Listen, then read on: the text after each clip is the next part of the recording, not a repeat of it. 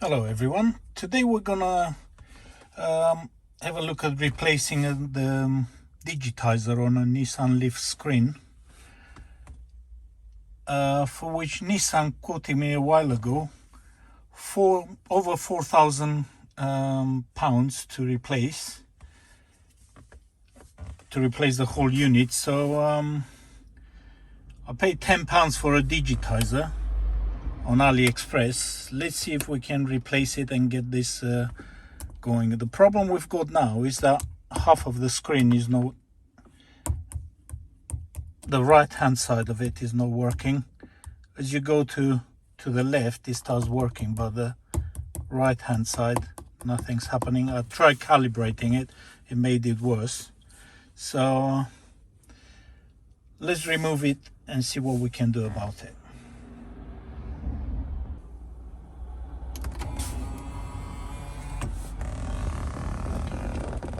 Okay, we're gonna take off all the screws from underneath, and then we go and we're gonna go in the workshop and replace it. I'm probably not gonna film this because I can't hold the phone, but there's them two screws there, and I think there's some screws on the side that hold it. So yeah, that's what we need to remove. Okay, all right, with the bottom cover removed, we need to carefully remove this ribbon cable. I try to get my head underneath this, quite difficult. Okay, we've got you on the bench. Now let's see how we can get into this thing and change. We had the screen delivered from AliExpress, well packaged. It looks like it's in one piece. We're gonna get into that last bit of packaging in a minute. I just want to show you first. I'm sure everyone knows, but let me just show you. This is the locking mechanism on that ribbon cable in the car. So you need to lift this up, pull the ribbon cable out. Then it's a good practice to keep them down while you work on a device, so you don't break that little bit of plastic, because that's a hell of a thing to fix. It usually ends up with you needing to replace the connector. Okay, anyway, let's go back to dismantling this. Looks like it's got two screws at the top there. I don't know if you can see them. Anything else? And three at the bottom. Let's take this out first, and we take it from there.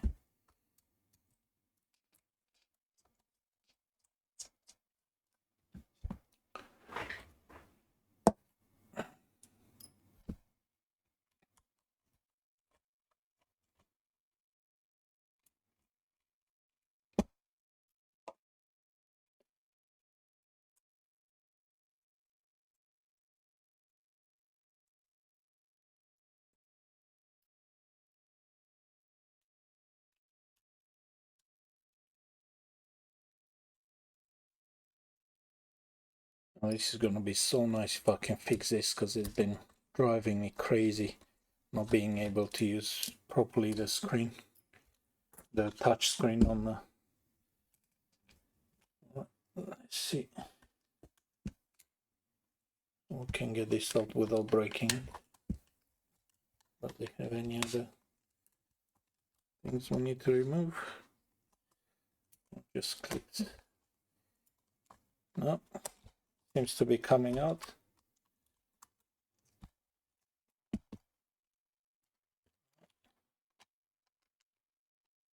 Need to be gentle.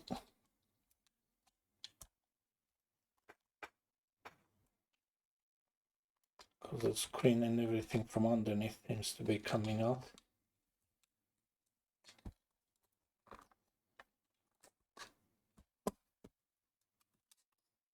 Right.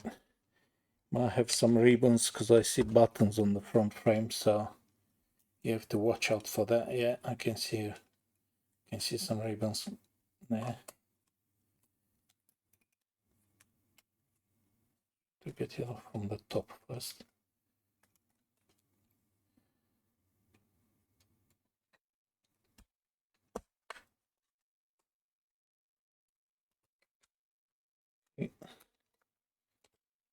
The touch screen seems to be, the digitizer seems to be coming out with it. And we've got no access, so I presume I need to take this back cover off as well.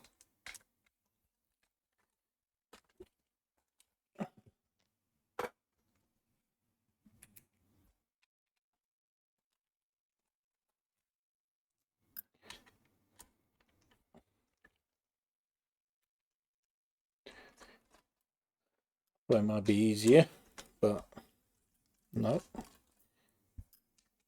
We take this out.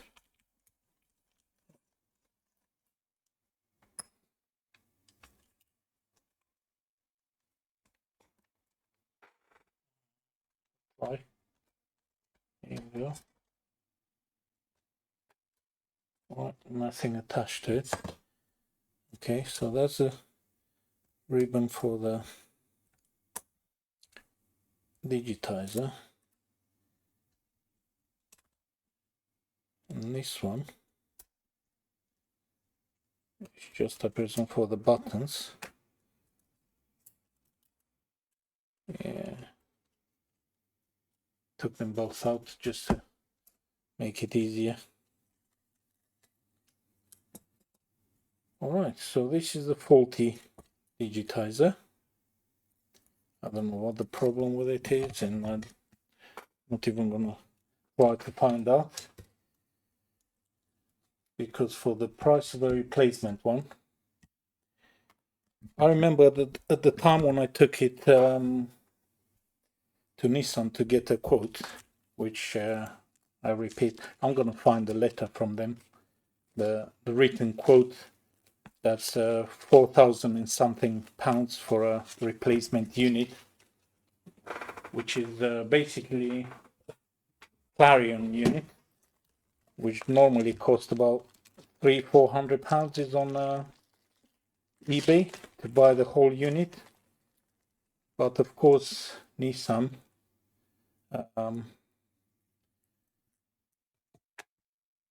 decided I should charge 4,000 plus pounds for replacing it. I looked at the time, I looked into getting an original Clarion screen, and I even found the part number and all that, but everywhere I looked it was out of stock. So that was it. I gave up on it. I actually ordered another screen, which is supposed to have some kind of you're supposed to modify the connections, change some pins into it, but I misplaced it. I don't know where I put it with moving shop, and that got lost. So I'm sure I'm gonna find it once I finish with this. But yeah, we've got this new screen, which is a direct replacement. So we're gonna stick this there and connect it. It's got some make sure it's fully in.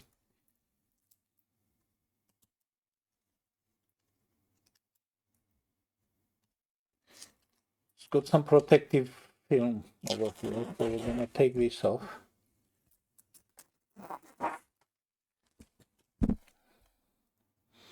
Maybe I should have put it in the case first. Let's clean this a bit.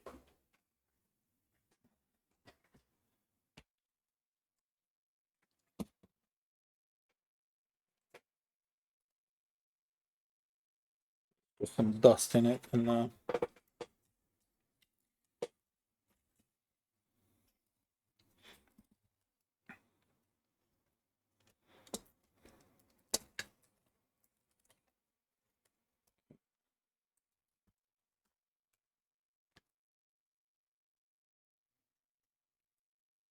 I think it was like that.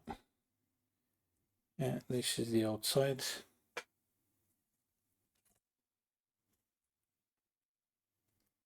Okay. Take your second thing off. To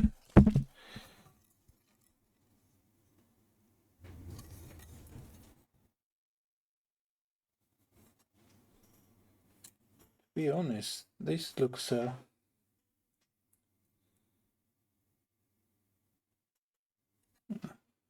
looks original, but at this point I don't care as long as it works. Let's see, because this has to go through here. Let me push forward so you can see what I'm doing. I probably should have zoomed in a bit more, but a bit late now. I'll show you in a second.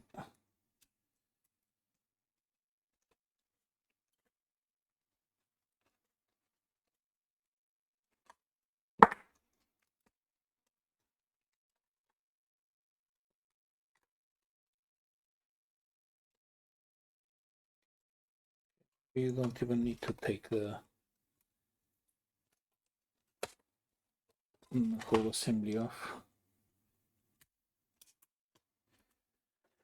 What I'm gonna put some gloves on because I've been touching that digitizer and I don't want fingerprints, and I'm gonna wipe it, then go through all the procedure again. I should have done that from the beginning, but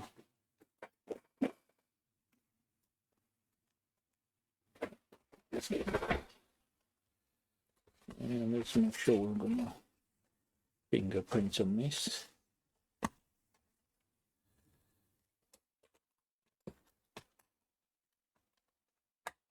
Okay.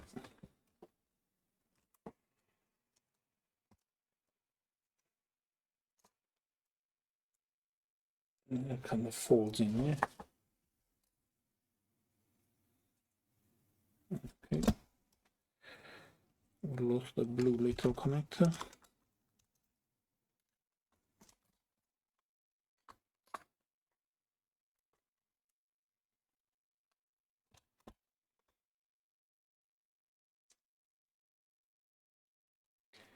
Okay, I'm gonna get that in.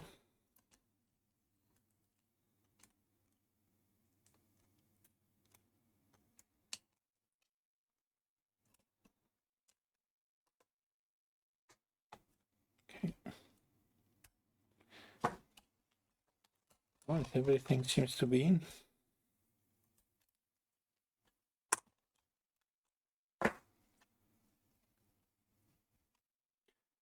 Okay, so we've got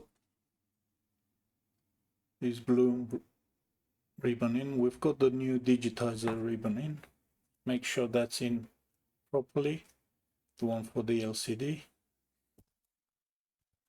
Let's put this metal cover back. Okay, which way is that gonna go now? Nice, easy to find out because it's got the 2 holes and the 3 holes for the screws. Okay, this seems to be in. Okay, let's put the screws back and get it into the car. And hopefully this was an easy one. I know in my last video I said the next one is going to be a really interesting one. It's not this one. Not that this is not interesting enough, hopefully. But another thing I forgot to do again is synchronize the audio, set up the delay in the audio, because I've noticed on all my videos my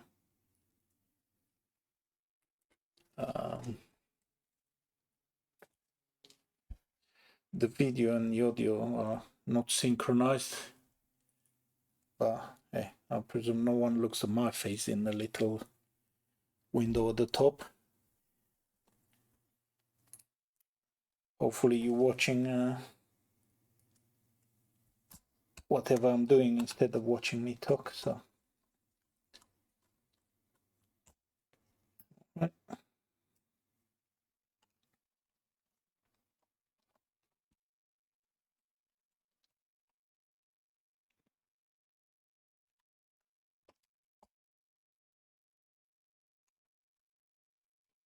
A few more screws, and then the moment of truth.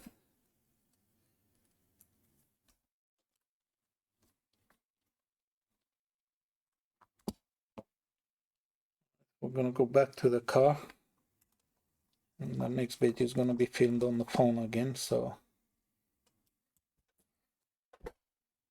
okay, let's see what we've done. Okay, we're putting it back. Reconnected the ribbon already.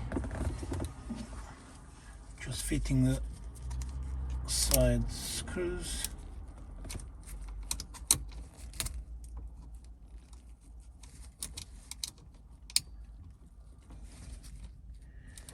Yeah, not the best thing to do with gloves holding a phone.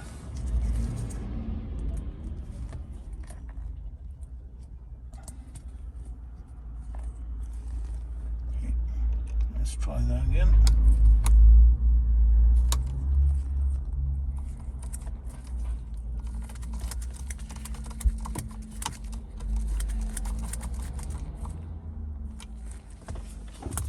All right. Let's see. Okay, so far so good. He's gone back in. Hey, that's working. Menu. Let's see the back button. Okay, all fitted back.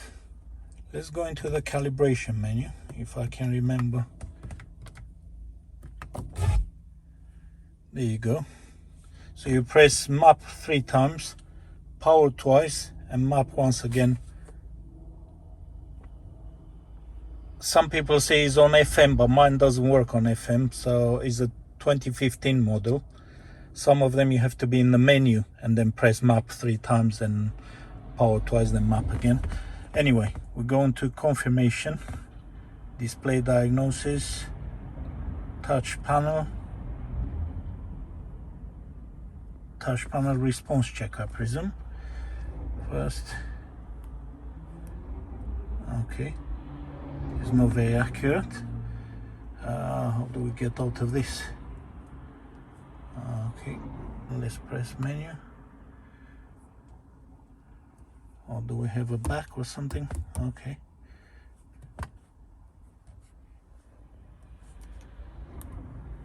See, on this side is accurate, on this corner is not.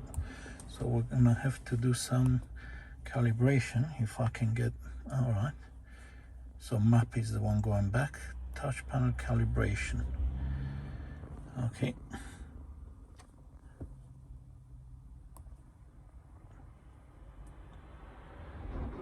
all right. I don't know how I'm gonna do this because I need to hold okay, I'm gonna have to stop the video. I'll do this because I need to press the menu while touching each sign. So I'm gonna do this off camera, then I'll come back to it. Okay, he said calibration was set. Let's try now. Try this corner where it was bad. Nice. Look at that.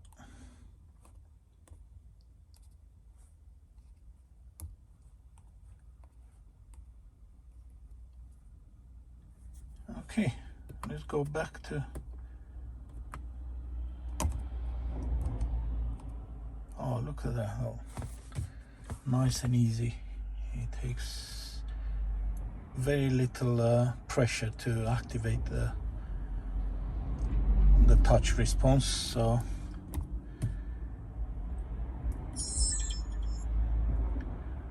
maybe because I was used to try to press as hard as possible just to make it work before. So everything is good now. Everything is working. All right, thank you very much for watching, guys. I hope this help you if you've got a problem with a Nissan Leaf. I'm gonna put the link for the screen in the description of this video, and good luck with replacing yours and saving yourself quite a bit of money instead of going to Nissan. If I find the quote I've got from them, I'm gonna display it as well on the video, show how much they quoted me to replace the whole unit just for the display panel. And if you needed another reason for supporting Right to Repair, there it is. Thank you for watching, and I'll see you on the next one. Bye.